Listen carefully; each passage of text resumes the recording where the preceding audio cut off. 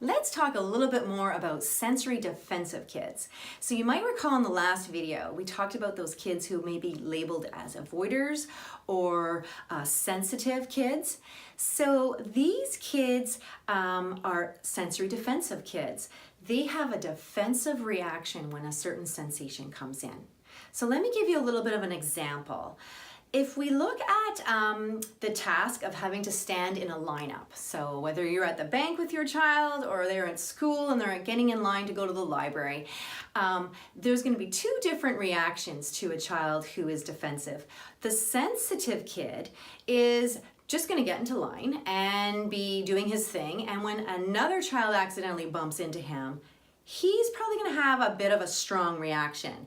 He might say, "Ow, don't do that," or he might actually go and strike the child back. He might really rub that spot in his arm out because it was so uncomfortable to him. And typical people would think, "Ooh, that was a bit of a strong reaction." Well, that's what happens with a sensitive kid. They have these strong reactions because to them, that was like a painful sensation, and then they have a response. That is what you would do if you were in pain.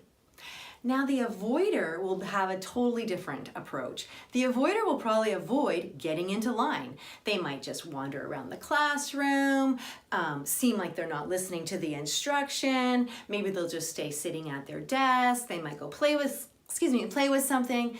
These kids are avoiding getting into line because they don't want to get bumped accidentally. And so they're taking an active approach to avoiding that activity altogether. So what is happening in the brain when we have these defensive reactions?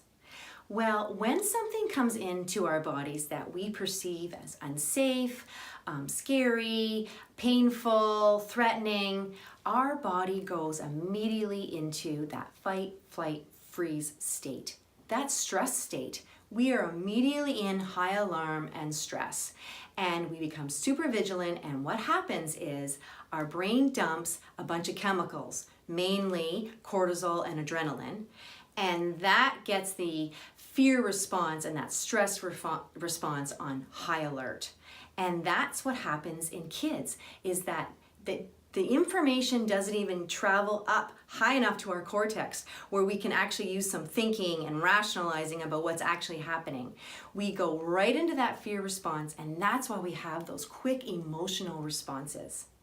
And it's even worse in children, because in children, the frontal cortex, our thinking part of our brain where we can rationalize and problem solve and think back to the past and remember that this isn't that big a deal, that's not working yet with young children. And it doesn't actually start working really well in all those aspects of our frontal cortex until we're well into our 20s. So what happens is that fear response happens very, very quickly. And what's important to know is that when you're in a stress response, you are not using your cortex and your thinking part of your brain. You are in stress and you are in reactive state. You're back to that fight, flight, freeze, survival mode, and you are just reacting to what is happening. And because your cortex is not online and you're not thinking well, this is not a time to start lecturing a child on why they shouldn't be doing what they're doing.